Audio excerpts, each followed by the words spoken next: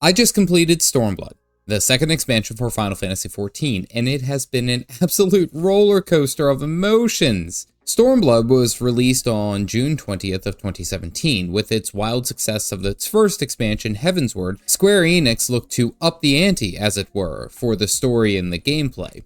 If you didn't know, Final Fantasy XIV is an RPG with MMO elements, basically meaning that the story of the game is one of its best features, and of course this should not shun its group PvE events, its role-playing, crafting, and other various features of why many different players play the game. Let's just say that it is one of the more storied MMORPGs on the market. Now, as I am just playing through the MMO in 2024, I have been experiencing all the great things that I have missed, and after completing the base expansion of Stormblood, I can rightfully say that this was an absolute doozy. Going into the expansion, the community that I have garnered had the opinion that it is a good expansion, but not great compared to Heavensward, which I have done, and Shadowbringers and Endwalker, which I have not. I was also informed that the combat and the encounters, which is one of the best parts of the game, in my opinion, drastically changes with its more intensive and complex mechanics. Going into the expansion, I vowed that I would view it individually on its own, not immediately comparing everything to Heavensward, and I have to say it has been great. But let's talk about it a little bit more in depth. As a note, major Stormblood spoilers throughout. So the expansion of Stormblood is based on the Eorzean Alliance waging war against the Garlic Bread Empire, or the Garlean Empire. This was because our hand was forced by some Alamigan extremists who assaulted the Garleans under the pretense that they were members of the Alliance. What ensued was them summoning a rage-filled primal, which had to be combated by an ancient Allagan robot. As we step forward into the expansion, the first area we begin to work on is Alamigo, which is the homeland of Lys, previously known as Yida, and General Rauban, the leader of the Immortal Flame. Initially, we see some mild success with mustering the Alamigan people to fight back, but we are immediately cast down by Xenos, the crown prince of the Garlean Empire. This forces us to go off and try to liberate Doma, the homeland of Yugiri and Gotsetsu. We find some critical success mustering allied forces in this area, and even finding the lost prince of Doma himself, Lord Hien. After we overthrow the Garleans here, we return to Alamigo to finish the job and cast down Xenos and free the province from the Garleans. In a nutshell, that was the expansion. Now, Stormblood takes us to many different places and explores many different plot threads that have been discussed even as far back as Base of Realm Reborn, such as Yugiri's homeland of Doma, as well as the Garlean-occupied Alamigo. It delves more into their personal stories, as well as highlighting the overall depravity of the Garlic Bread Empire, showing us how they treated those who were occupied and the mental and physical war crimes they committed to keep them in line. We also see people who had literally every ounce of fight taken out of them over the course of the past 20 years, leaving them nothing but a little ounce of light to live their lives, and having them tremble in deep fear of what would happen if they ever dared to resist. This is a common theme throughout this entire expansion, but let's take a little bit of a closer look. So I'd like to review the story first. Overall, I felt the story was pretty well done. However, it felt a little bit disjointed, if I'm to be honest. The initial push into Alamigo, then the rush to Kugane, then to Doma, and then back to Alamigo, it felt like, yes, it was all connected, however, we just kept starting and stopping. The initial finish in Alamigo was fantastic. I mean, by all accounts, it was fantastic. And even the build-up after arriving back from Doma was very, very good. However, the first half of the expansion felt as if all we were doing was a whole lot of running around. And yes, I understand that we were trying to gather allies in Kugane as well as the Ruby Sea and such. However, it felt like we were just doing a lot of extra legwork. Now, I can't say that Heavensward wasn't running around, but it felt more evenly paced, leading up to the climactic finish of the expansion. Many characters that we met during the journey in Stormblood were very well done. I mean, personally, I loved Gotsetsu and even like Sidhu, the leader of the Dothral tribe. We got to see a lot of changes in main characters, mainly in Lys and Gotsetsu, who in my opinion had the greatest changes over the course of the expansion. Gotsetsu has had a sort of chip on his shoulder from believing that he had failed his master in Lord Hien, and he has had many moments of introspection and understanding of death and honor throughout this expansion. I loved the end with him having this honorable death, sacrificing himself to save Yugiri, Lord Hien, and us from the malicious Yatsuyu, or, well, Yahtzee. I called her Yahtzee. Now, I did see the end cinematic, and we get to see that both Gotetsu and Yahtzee survived, which had me yelling like this. That's why he's the GOAT! The GOAT! But his growth over time was just absolutely amazing. Lise, however, took a little bit of a different path. However, she did change quite a bit as well. As she revealed that she was not Yida, instead her younger sister Lise, she almost slowly slipped into an imposter syndrome type of character by being herself. She was unsure of herself, not quite the strong-willed character that she had once been. And to be fair, after seeing what had happened to all of her people all along the way, it's kind of hard to say, well, damn, my convictions were strong, but this is like really crappy. Overall, her growth came to fruition when Conrad Kempt named her leader of the Alamegan resistance, and she was able to help her people to freedom. It was a good arc, and a long one over the course of the expansion, but it was interesting to almost see her be, well, vulnerable and almost doubt her convictions. Overall, I really did like the story's pacing. It had many different funny moments, like when I had to blow darts into soldiers, and it had led to a couple hilarious moments with chat. The ever-present threat of Xenos, which I will talk about later,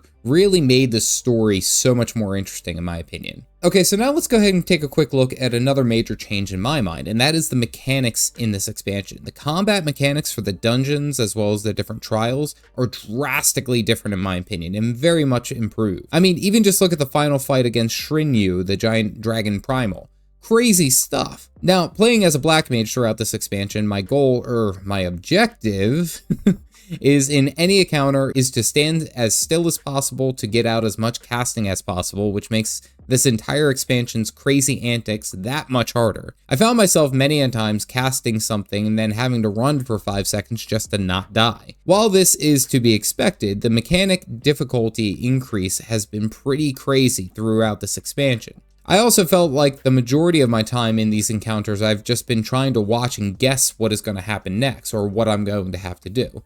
One, I'm going through these events blind. I have no idea what is happening, I am learning on the fly. And then two, I don't have voice chat with anyone, so I'm really on an island by myself despite being surrounded by a bunch of, well, we'll say friendly players. Despite all this, I found myself really enjoying the difficulty, reminding me many of the times that I did WoW Mythic raiding. Even the dungeons added unique mechanics that made them that much more enjoyable than compared to, say, the standard typical tank and spank. All in all, I had an absolute wonderful time. Actually, how did this compare to Heavensward? Let me first start by saying I thoroughly enjoyed both expansions, Heavensward and Stormblood, but I have to say overall Heavensward had a more enjoyable story. Now, this is just an overall rating. Without a doubt, Stormblood Xenos was far better of a villain than Thordan. Thordan, I felt like, was weak and distrusting from the start all the way to the end, but Xenos was just straight up an absolute tank. There was no questioning where his intentions lied. There was no uncertainty. He just wanted a hunt. He wanted prey that would fight back as hard as they could. He wanted to feel alive in combat. And this comes out specifically at the end, where he enjoys our bouts so much that he straight up unalives himself because he knows that he will never feel that kind of thrill again in his life. Holy hell. I mean, he even goes as far as to say that he was our friend. Thordan, however, always felt like he was just doing it to keep order and peace in Ishgard. But at the end, he was literally just crying and scared. There was never any fear in Xenos' eyes, which in my opinion made him far superior as a villain. Also, he just carried around this giant cement mixer of aetheric swords. I mean, holy hell, that's awesome. The main reason that I rate Heavensward higher than Stormblood as far as the story arc is concerned is because Heavensward felt more streamlined and felt epic, dealing with dragons and Askians. For this all to culminate against King Thordan, which as a primal, I honestly loved the fight and the music, it was incredible. As mentioned already, the Stormblood story just felt like it was kind of all over the place. Not bad, not by any means was it bad, but harder to follow. These two expansions also offered new jobs, and the new jobs that came with Heavensward were the Dark Knight, the Astrologian, and the Machinist. Now personally, I have loved the Dark Knight, and I took on the job as a suggestion by chat, and it thoroughly became one of my favorite story arcs in the game.